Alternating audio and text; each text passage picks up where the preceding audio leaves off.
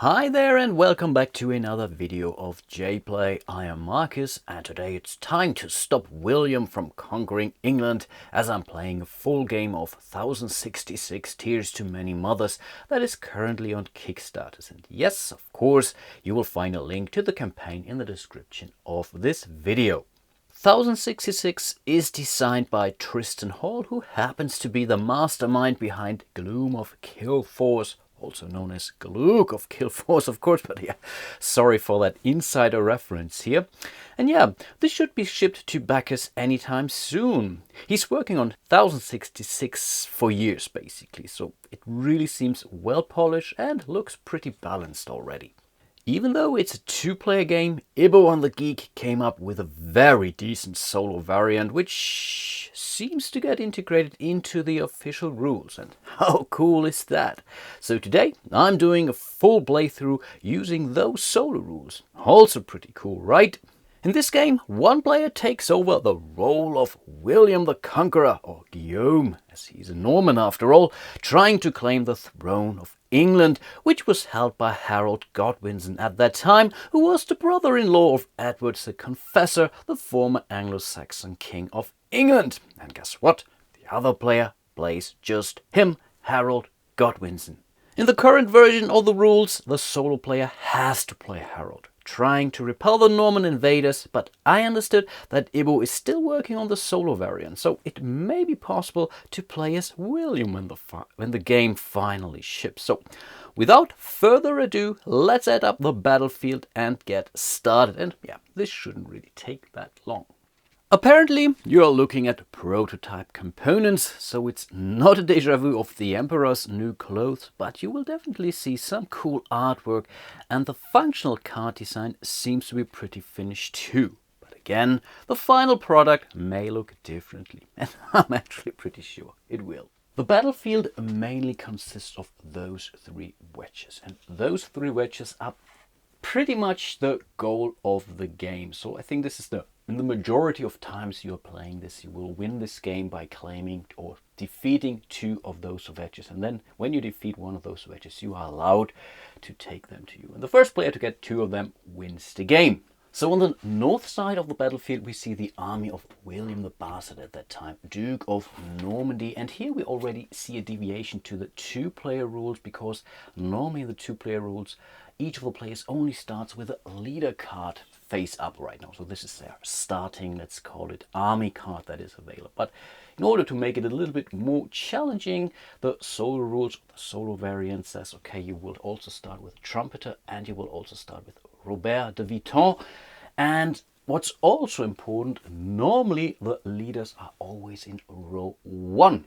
And this is really important to keep in mind because they are more vulnerable, let's say, from incoming archers, for example. Something like that. But again, in the solo variant, William the Bastard will start in row 3. The battlefield on each of the armies will never have more than 3 rows, and yeah, that's pretty much what it is.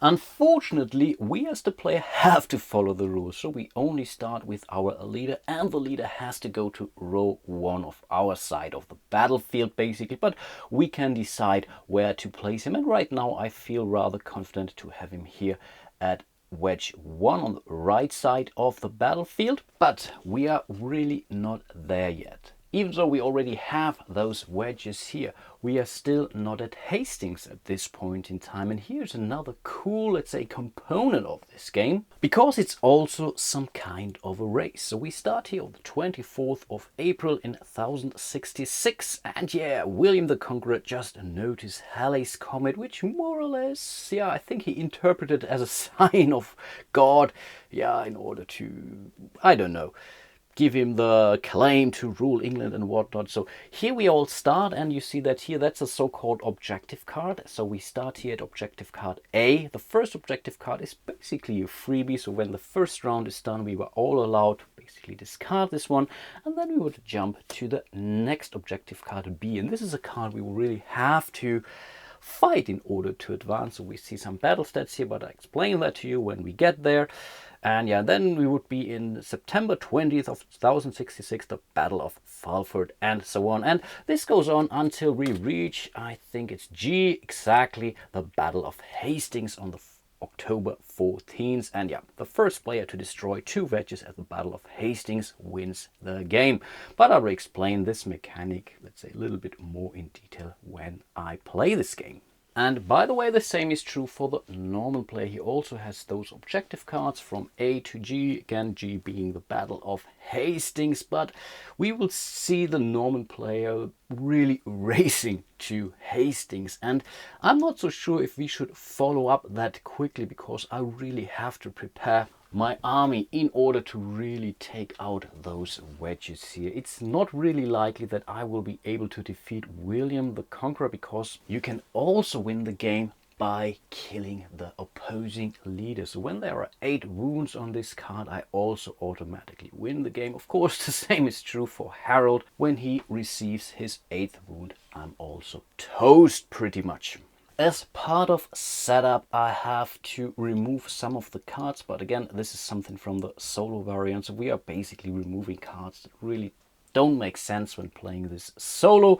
So those cards are not available. This is entirely true for all the tactic cards from what I can remember. Some units and some events are out there, but William still has a whole pile of army cards at his disposal, and William can never run out of cards. So whenever this deck is depleted, we basically turn the discarded cards over and start all over again. When we run out of our army cards, so when we can no longer draw cards from this deck, we have also lost this game. So this is really something that you have to keep in mind. But to be honest, I've played this solo variant now 2 or 3 times, and I was never even close of running out of this deck. Okay, let's draw our starting hand of 4 cards. Let's see what we got. And that's actually not too bad. We could take a mulligan here, but I think I feel kind of happy. It could have been better, that's for sure, but I think there's definitely something I can do with those cards. And as a start of your turn, you will also start 2 additional cards. So I think right now I'm totally fine with my starting hand here. So let's start the turn. We will draw 2 additional cards. What did we get? And you must be kidding me here. The shield wall twice. That's pretty cool later in the game, but not right now. One of them is cool, but whew, man, this is now really, or can be kind of a problem. But yeah, I have to keep those anyway. And now we can really get started. In the solo variant, the Saxon players, or basically us, always go first, and the normal player will always be last. So even though, or even after we have passed, the normal player will still play, or will be allowed to play an additional card. But again, we will go first, and I think I want to place those peasant farmers here, militia, infantry. They really don't provide anything to the battle, but they have a pretty cool ability. When played as a support, play another card at cost -1, and that isn't a bad thing at all. So I think I want to play this here. Thurkill White, Thane of Kingston. Character. When played, marksman. Deal 1 damage to 1 enemy unit. That's really not a bad thing. We always have to play our cards in the first row. The same is kind of true for the normal player. There are some special, let's say, rules in the solo variant, but normally you would always start in row 1, then you go to row 2, row 3, and so on. But let's see which unit our marksman will kill, or will deal 1 wound. And we only have 1 unit on the battlefield right now. That's a trumpeter here. Infantry only has a health of 1, so we wiped it out already. And this is good because he provided 1 buying power for William. This is special again for the solo variant, but I explain that to you in a second when we play our first card. And here is another exception to the solo variant. Normally you are always filling those gaps. So in a 2-player game, this guy would now move basically here to close this gap to row 2.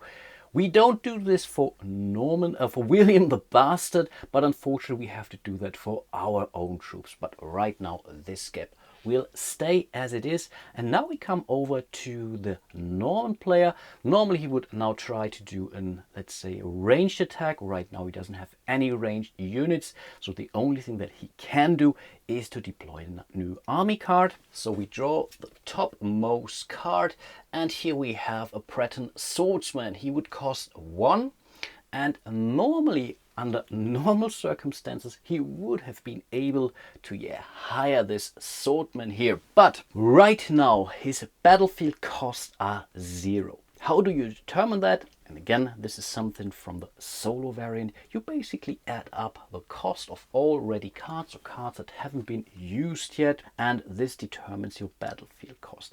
Normally you also have some kind of resource generating units in play. Right now he doesn't have any of those, and both of his characters or army cards have a battlefield cost of 0. The same is true for William the Bastard here. So he will not be able to afford those swordsmen. This is definitely a very good start, to be honest. But unfortunately, we will keep drawing. And again, he will never run out of cards. And yeah, here we have something. That's battlefield, or that's a cost of 0. So he will be able to play this one. This is Ealdred, Archbishop of York, Saxon and Noble. He's a character, and William will always start from wedge 1 to fill up his army. Then it would be here, then it would be here, then he would go to row 2, and so on. You get the picture. So Ealdred will be placed here. Ealdred now provides 1 muster point, basically, or resource point here. So now his battlefield cost just increased up to 1. So next time someone like the Breton swordsman would show up, he would be able to afford him. But now it's back to us, and unfortunately we only have this card here. This is, or who is incredibly strong, but we will not be able to afford him because he costs 5. The way how a normal player would be able to generate resources, first of all, you can discard a card for 1 resource. So if you would, let's say, discard all those 3 cards, you would have 3 resources, which is still not enough to afford this card. On top of this, we could also hope for one of those resource generating units or tactic cards or characters, but unfortunately we don't have them either. So I think in this case we will simply pass. I was thinking of sacrificing those peasants here, but right now that's not that important. They can still get a wound, so whatever, when he attacks us, we may be still able to assign damage to those. So I think right now we will not do that. So I think we will really pass. So I just take this stone here to show that we passed, and now we will go over to William again, and he will play a card. That's a cost of 4. There's no way he can afford those. Keep in mind he has a battlefield cost of 1 right now, so let's continue drawing. And here we see an event, and he will play that event right away. Play 1 card at cost -3. So I think the next card he will definitely be able to afford it. That's cost of 3. We basically subtract 3 of it. That's a cost of 0. So he will definitely play those armored archers, and I hate those guys, but nevertheless we have to face them anyway. They have an action range 3, so they would be able to deal 1 damage to 1 enemy up to 3 rows away in this card's wedge. So in this case it can be only this character here.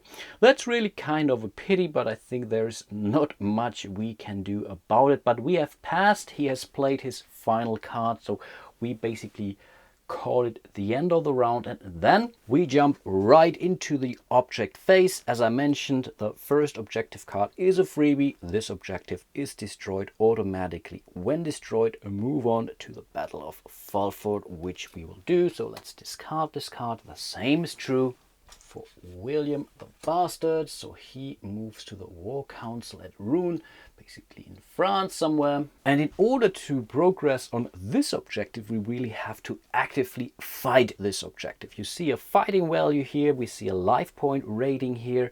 So at the end of each round, so in the objective phase, we would basically add up all our strength points from all ready cards. So again, cards that haven't been used this round. and we would basically hit this objective with the difference between our fighting value and the fighting value that's printed here. It's pretty similar for William, but he will not do a normal fighting or a might fight, he will do a zeal fight. So you see this symbol here. And the good thing is, right now his only zeal card is William the Bastard himself. As we were able to defeat this trumpeter here, he basically lost 1 zeal point. That's pretty cool. Maybe I should explain you the cards a little bit more in detail, but I think most of it is pretty obvious. So we have the costs, we have the zeal rating, we have the might rating, we have the health points, and of course the special abilities, the keywords, the feats, you name it. Okay, this was already the objective phase. Normally we would now go to the wedge phase, but right now neither of us is at Hastings, so we ignore the wedges for now. I explained this to you. This game is some kind of a race, but I think I will not be that fast as William may be. So let's start our next round by drawing 2 more cards. And that's a pretty awesome draw. So here we see a tactic cards. Tactics are not played directly on the battlefield. They are kind of behind or at the side of the battlefield. So they will not clog up our 3x3 grid. And yeah, this one is simple. It provides us 1 resource point each round. That's a cool thing. And here we have some Macemen, another unit. They are also pretty cool because they provide 1 zeal point, 1 might point, and 1 health points. Awesome, I take those for sure. And I think I want to play this tactic cards right away. English Thanes. A Thane would be given a horse and a mail suit and sword, and to use his king-given power to protect his shire from infiltrators and bandits, like the Norman guys up there. So we will play this card. We will pay for this card by discarding a card, and I think I will go for one of those kind of redundant shield wall. It's a pretty powerful card, but I think right now we really don't need 2 of those. Maybe a mistake, but I will play it anyway. So as mentioned, I will play it basically next to Harold here, so we can use it as of now right away. But of course, first of all, it's the Norman player, and before he deploys a card, he will use his archers. You have here the armored archers, so we will activate those, tire them. They will hit 1 unit in their wedge up to 3 spaces away, or 3 rows away. In this case, it's obviously third kill white. He only has 1 hit point, so he will die right away. What a pity. Then it's back to us, and I really want to get rid of those archers up there. So I will play a relatively heavy card right now. So I will play this character here, Waltheof, Earl of Huntington. When played, fearsome. Destroy 1 enemy unit in this card's wedge. Isn't that nice? Of course, we still have to come up with 3 points of resources. The first point is coming from our tactic cards, so we will tap it. And the remaining 2 points come from those 2. This is really...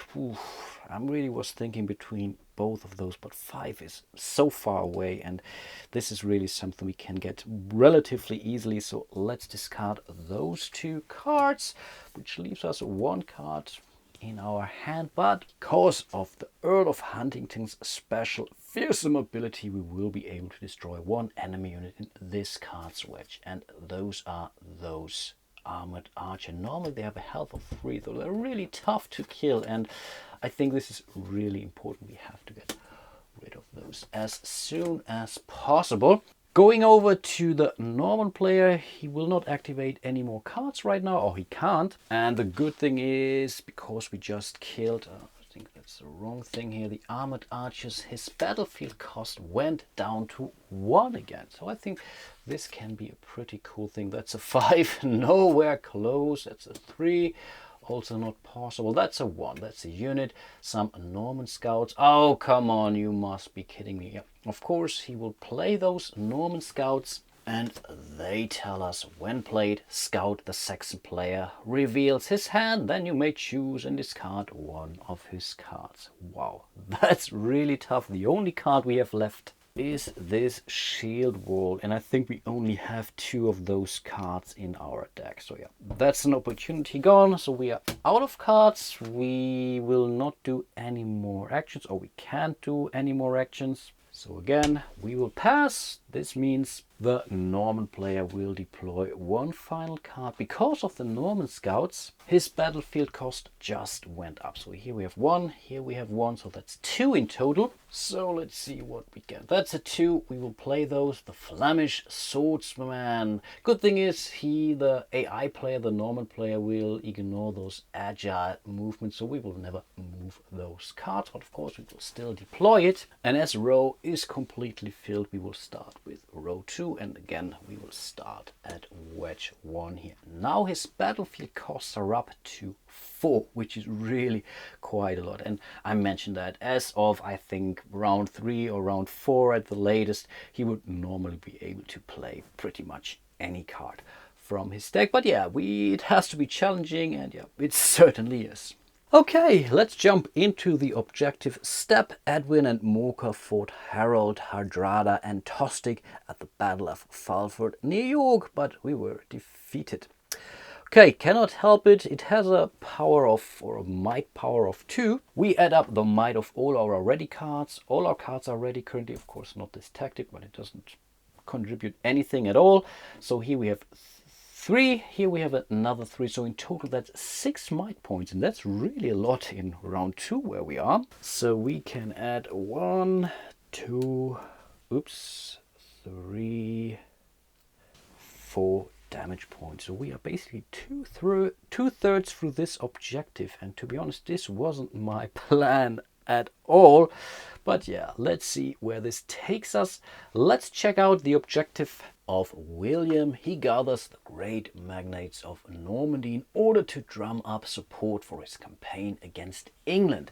He's looking for a seal battle here, a seal of 3, so it's slightly tougher for him. And right now, as I mentioned, his only seal provider is William himself. So neither the Flemish swordsman nor the scouts provide anything in respect to seal. So he wasn't really able to find some sponsors for his campaign to England. So it's 3 - 3, which means he's not allowed to progress on his objective. This may be a good thing, but I'm not so sure, to be honest.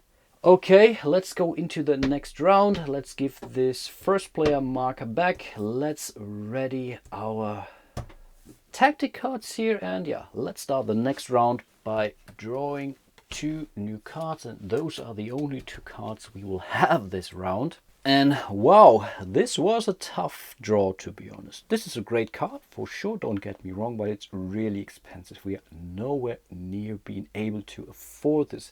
This is a cool event which we can use to cancel an event with a Norman trade. It would also cost us 2 resource points, and keep in mind, you can also play those responses outside of your turn. So you can also play events when basically the trigger comes here. At that point in time, we have to be able to pay for the resources, of course. But we can always, again, discard cards, use unused tactic cards, whatnot. But I think in this round, this actually means we will pass right away, because there's simply nothing meaningful we can do. So the only thing that the Norman player will do is to deploy 1 card here. That's an event. He can certainly afford this. Cavalry Trample. Deal damage equal to a cavalry unit's might to 1 enemy in the same wedge. And guess what? Right now we don't have a cavalry, so we will remove this card. This is a 5. His total battlefield costs are 4, so he cannot afford this one. Maybe a good thing, maybe not. And here we see a cavalry, and now he will be able to afford this. So he will play this right here in row 3. And here's a good thing. This card would gain might +1 whilst in row 3. Good thing is it's in row 2, so we don't get any bonus, and normally there are those handy little tokens which you could place on those cards. Pretty nice. Okay, let's move into the objective phase. We still have a battle rating of 6. We still are opposed by a 2, so in this case this clearly means we have just finished our first objective. And that's pretty quick, to be honest. So that's now 6. Of course, we can overpay, but it will not spill over to the next objective. In the normal 2-player game, you would now get this destroyed bonus here. We are not looking for those destroyed bonuses in the solo variant, but as a minor bonus, we are still allowed to gain 1 card when we defeated those objectives. So let's see what we got. And here we found another character, Morcar, Earl of Northumbria family, Edwin, Earl of Mercia, and I don't know how to pronounce this one. This guy of Mercia are cost -1. Well, this is something that we really have to be careful to see what we have on our hands. But it's not really particularly useful at this point in time. Let's move over to William's objective, and he still is at only 3 seal. This is very untypical, to be honest. So I've never seen this before, but I was incredibly lucky that I was able to remove the trumpeter as of my first action. That was pretty cool. So again, he will not be allowed to place any damage tokens on this objective. Again, I'm not so sure if this is a good thing. Again, I really wanted to wait and prepare myself before I got to Hastings. But yeah, I think we still have a long road ahead of us, that's for sure. Let's prepare the next round. We don't have to ready any of our cards. Let's start the next round. Again, we are allowed to draw 2 additional cards, and that's pretty helpful. Local advantage. Attached to a wedge, it gains might +1. That's a pretty cool thing. We don't play it right away, I think, because we still want to find out what's coming, but this is definitely helpful. And what do we have here? The Battle Axe Man. Awesome artwork again. Bloodlust. Deal this card 1 damage to deal 1 damage to 1 enemy unit in this card's wedge. Unfortunately, we cannot target William with that because here we clearly have to target units, but I will take it anyway. Pretty cool card. And again, I'm thinking of passing because I could go for those Battle Axe Men. I would be able to afford those, but this would speed up my march towards Hastings even more. And I think right now I don't want to do that yet. Again, it may be a stupid idea, but I think I want to rather wait, because next round we will have 7 cards available, and then I would be able maybe to go for this even higher cards here. So this is something that I really have to prepare for. In Hastings, I have to have those high ranking cards later on, that's for sure. So let's pass. Let's see what he gets. Right now he has a battlefield cost of 7, so right now he will be able to play any card. Okay, here we see Harold's illness, an event. Whew, that sounds nasty. And again, man, look at this artwork. Awesome stuff. It has 2 actions. We can choose one, we as the player in this case. We would deal 1 damage to 1 enemy, or we would deal 1 damage to King Harold, second of Godwinson, and tire him. That's interesting. No, I think, why should I care? So I think I will go for the first action here, and this will kill our poor farmers. So I didn't have to spend an action to get rid of them. So I think overall they did a pretty good job, to be honest. Cannon fodder. Awesome stuff. This is already the end of the round. So again, we are looking at the objective phase here, and now this Battle of Stamford Bridge, the 25th of September, only has a battle rating of 1. We still have a 6. 6 minus 1 is 5, so it's not yet over, but nearly. So it already has 5 hit points on it. Pooh, that's a tough one. What went on there? Hardrada's Vikings wait for Yorkshire to bring them hostages. Harold surprises them and achieves total victory. The Norse army sails away in only 20 ships. English casualties are comparatively light. Sounds like a good thing. And William is still trying to find some sponsors. Again, he doesn't have any additional seal-based units or characters on the board. So again, he will not be able to convince anyone to join him on his quest or in his campaign towards England. And again, I have never seen this happening before. So right now, I take it as some kind of a good sign. But I think I will end my playthrough for today, so let's prep everything for the next round. We don't have to ready any of our cards, so we are really doing not too bad. We don't have any units out there yet, but I think next round we will be able to bring out one powerful or maybe two smaller units and or characters, which is a good thing. I hope you have seen some of the stuff that this game may be able to provide. Keep in mind, I will definitely continue playing, so you will see more and more of my videos, and I think it won't take that long, to be honest. So this can be a pretty speedy experience, but of course it all goes down on how well the Norman player does, and right now he's not really lucky getting those seal-based units or characters out there, but this will change pretty soon, that's for sure. Hope you're enjoying it. Hope I didn't make too many mistakes. Tristan will definitely make me aware of this. I'm pretty sure of this. And yeah, hope to see you soon in one of my other videos. Maybe the next episode of my playthrough of 1066 Tears to Many Mothers. Keep in mind it's currently on Kickstarter. Go check it out and grab yourself a copy. Okay, until then, bye bye.